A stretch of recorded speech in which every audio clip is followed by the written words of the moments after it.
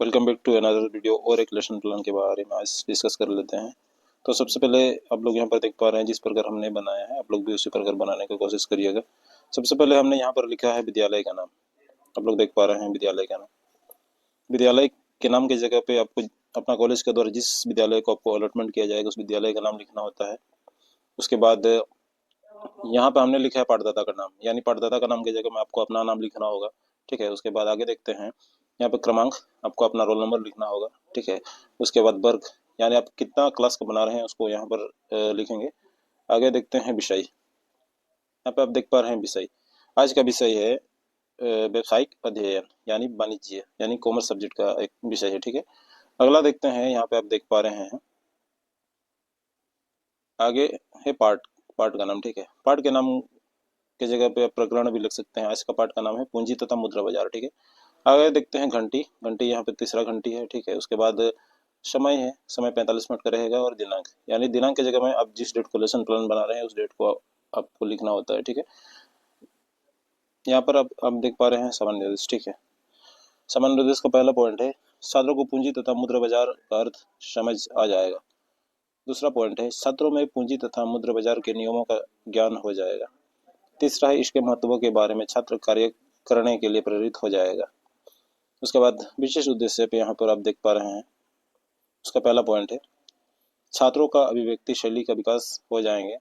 दूसरा है वाचनों कौशलों में निपुण हो जाएंगे। ठीक है, आगे देखते हैं शिक्षण सहायक सामग्री, यानी बच्चे को पढ़ाने के समय आप जिस जिस सामग्रियों का उपयोग करेंगे, जो जो सामान आप उपयोग कीजिएगा उसको यहाँ पर लिखना होता है। पहला है श्यामपट्ट, दूसरा है झाड़न, तीसरा है चौक, चार्ट, संकेतक आदि। ठीक है, आगे देख लेते हैं पूर्व ज्ञान। पूर्व ज्ञान में लिखेंगे छात्र पूंजी और मुद्रा बाजार के बारे में सामान्य जानकारी रखते हैं। ठीक है, आगे देख लेते हैं।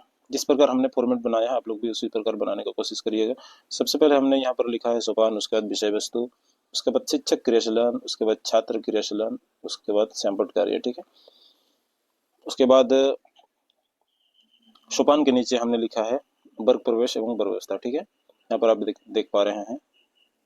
उसके बाद शिक्षक क्रियाशीलन में आ जाते हैं। सर्वप्रथम मैं प्रसंचित मुद्रा में शिक्षण सामग्रियों के साथ निर्धारित समय में वर्ग पर प्रवेश करूंगा। तत्पश्चात छात्रों का अभिवादन स्वीकार कर उन्हें अपने स्थान पर बैठने का निर्देश दूंगा।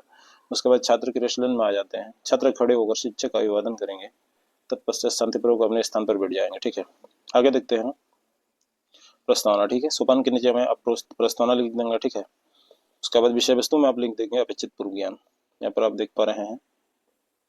उसके बाद शिक्षक क्रियाशीलन में आ जाते हैं।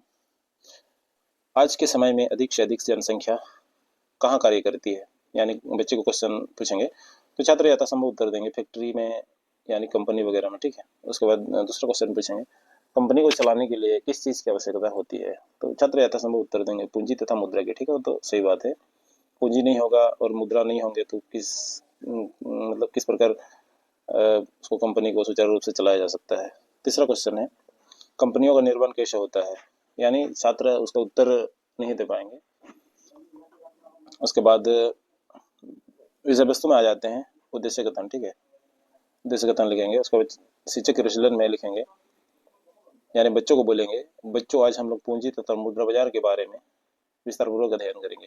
और आप ब्लैक बोर्ड में लिख देंगे मुद्रा बाजार यानी पूंजी तथा मुद्रा बाजार। ठीक है, उसके बाद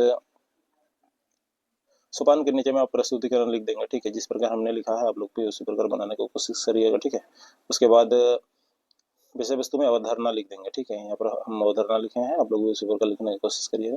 शिक्षक क्रियाशीलन में आ जाते हैं। एक देश के आर्थिक विकास में वहाँ की वित्तीय व्यवस्था की महत्वपूर्ण भूमिका होती है, क्योंकि वित्तीय व्यवस्था वित्त को बहुतायत वाले क्षेत्र में स्थानांतरित करने में मदद करती है। वित्तीय व्यवस्था में 3 प्रमुख अंग होती है। पहला है वित्तीय बाजार, दूसरा है वित्तीय संस्थाएं और तीसरा है वित्तीय प्रतिभूति। ठीक है, छात्र ध्यानपूर्वक सुनेंगे और समझने का प्रयास करेंगे तथा महत्वपूर्ण तथ्यों को अपनी कॉपी में लिखेंगे। छात्र का काम होता है। प्रस्तुतिकरण में आगे देखते हैं। विषय वस्तु में लिखेंगे प्रकृति, उसके बाद शिक्षक क्रियाशीलन में आ जाते हैं।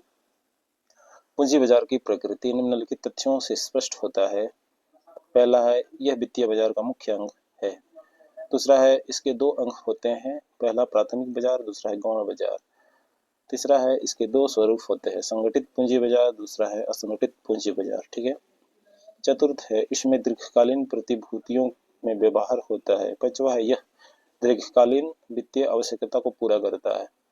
छठा है, यह संतुलन का कार्य करता है। ठीक है, उसके बाद जो छात्र क्वेश्चन में आ जाते हैं, छात्र ध्यान पूर्वक सुनेंगे एवं समझने का प्रयास करेंगे और साथ में मुख्य तथ्यों को अपनी कॉपी में लिखेंगे। ठीक है, उसके बाद आप सैंपल में लिख देंगे, यानी आप जिस जिस पॉइंट को लिखेंगे वो छात्र अपना कॉपी में उतारते जाएंगे। ठीक है, उसके बाद विषय वस्तु में आ जाते हैं, पूंजी बाजार। ठीक है, पूंजी बाजार के दो भाग होते हैं, यानी पहला है प्राथमिक बाजार, दूसरा है गौण बाजार। उसका प्राथमिक बाजार का परिभाषा इस प्रकार है। उसका शिक्षक विश्लेषण में आ जाते हैं। प्राथमिक बाजार वह बाजार है जिसमें दीर्घकालीन पूंजी एकत्रित करने के लिए अंशों, ऋण पत्रों व अन्य प्रतिभूतियों की पहली बार बेचा जाता है। ठीक है, उसके बाद गौण बाजार देख लेते हैं। गौण बाजार वह बाजार है जिसमें पूर्व निर्गमित प्रतिभूतियों का क्रय विक्रय होता है। कोई प्रतिभूति जब पहली बार बेची जाती है तो प्राथमिक बाजार की प्रक्रिया है, लेकिन उसी प्रतिभूति को जब पुनः बेचा जाता है तो वो गौण बाजार की क्रियाएं कहलाती है। गौण बाजार का व्यवहार प्रायः स्टॉक एक्सचेंज के माध्यम से होता है। उसके बाद विषय वस्तु में फिर लिखेंगे मुद्रा बाजार का अर्थ।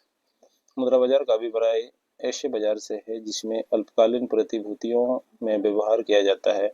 यहाँ अल्पकालीन प्रतिभूतियों से है जिनका भुगतान समय 1 वर्ष होता है।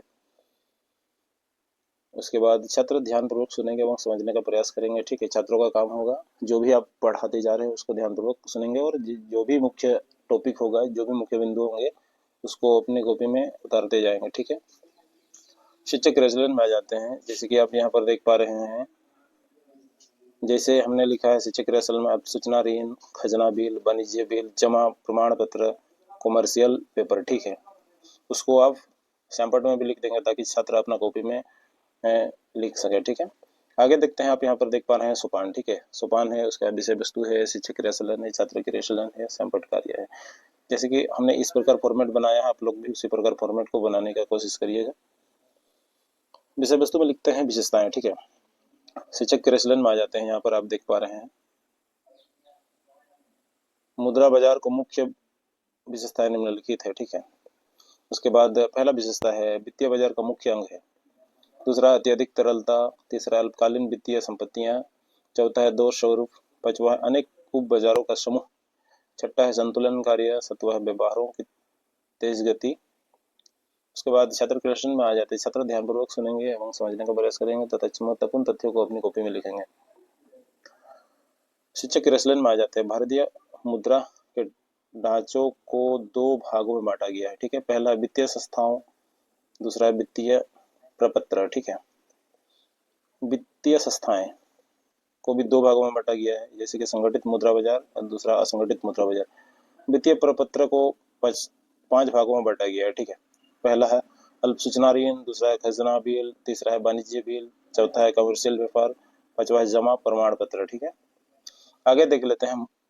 यानी हम सोपान के नीचे में मूल्यांकन लिखेंगे, विषय वस्तु और प्रस्तुत पाठ की जांच और शिक्षक क्वेश्चन में आ जाते हैं। प्रस्तुत पाठ की जांच के लिए छात्रों से निम्नलिखित प्रश्न पूछे जाएंगे।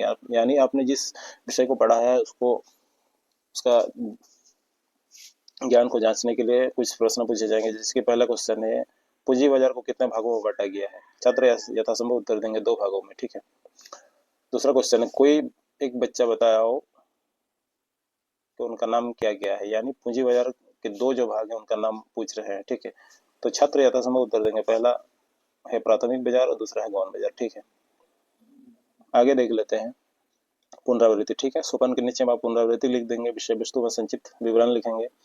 उसका शिक्षक रेशन में आप यानी शिक्षक का काम होता है छात्रों के ज्ञान को ठोस एवं स्थायी बनाने के लिए पाठ को संक्षेप में दोहरा देंगे। यानी एक शिक्षक का काम होता है जो भी आप पाठ को पढ़ाएंगे उसको ज्ञान को ठोस बनाने के लिए जिस पाठ को पढ़ाएं उस पाठ को दोबारा आप यानी शॉर्ट माध्यम से उसको आप समझा देंगे। ठीक है, छात्र के प्रश्न आ जाते हैं। छात्र पुनः ध्यानपूर्वक सुनेंगे एवं समझने का प्रयास करेंगे। ठीक है, अगला देख लेते हैं गृह कार्य।